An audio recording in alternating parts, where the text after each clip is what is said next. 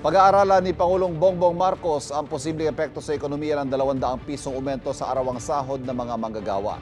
Sa gitna ito ng babala ng ilang negosyante na posibleng bumilis ang pagtaas ng presyo ng mga bilihin, oras na maging batas ang wage hike. May unang balita si JP Soriano.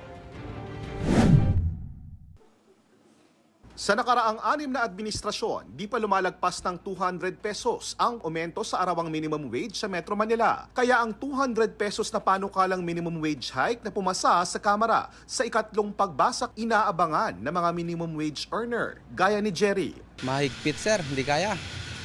Hindi kaya i-budget.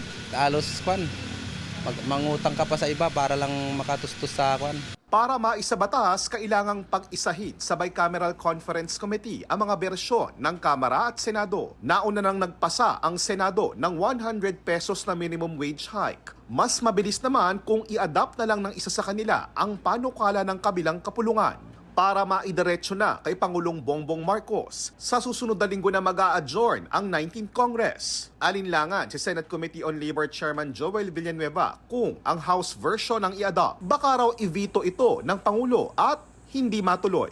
For us, we still believe na yung 100 is most convenient and practical. Para kay Deputy Speaker Democrito Mendoza ng TUCP Party List, the higher, the better. Pero para sa mga negosyante at namumuhunan, pwedeng bumilis ang pagtaas ng presyo ng bilihin, umatras ang mga mamumuhunan at magsara ang maliliit na negosyo na di kayang magbigay ng dagdag sahod. Tataas yung presyo nila. Kung hindi na kayang bilhin yung presyo nila, magbabawas ng tao. Pag nagbawas ng tao at hindi pa rin kaya, magsasara. Wala na tayong magagawa. Pipilitin natin dagdag na lang ng magdagdag tayo ng sales. Kung hindi, magkuha tayo ng ibang items. Tingin din ng Makati Business Club, ang pinagtutuunan dapat ibaba ang presyo ng bilihin, lalo na ang pagkain. Hindi raw sila tutol sa pagkataas ng sahod, pero dapat daw ipaubaya ang usapin sa mga Regional Wage Board na pinag-aaralan ang cost of living sa isang lugar.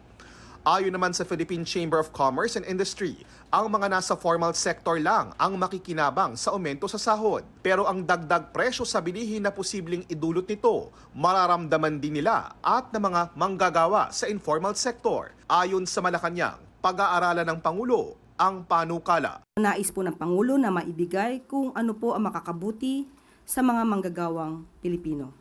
Titignan ng lahat ng aspeto at ang concerns ng lahat ng stakeholders. Sana matuloy na para at least kahit paano malaking bagay sa amin yun na manggagawa. Ito ang unang balita, JP Soriano para sa GMA Integrated News. Kapuso, huwag magpapahuli sa latest news and updates. Maging una ka sa balita at mag-subscribe sa YouTube channel ng GMA Integrated News.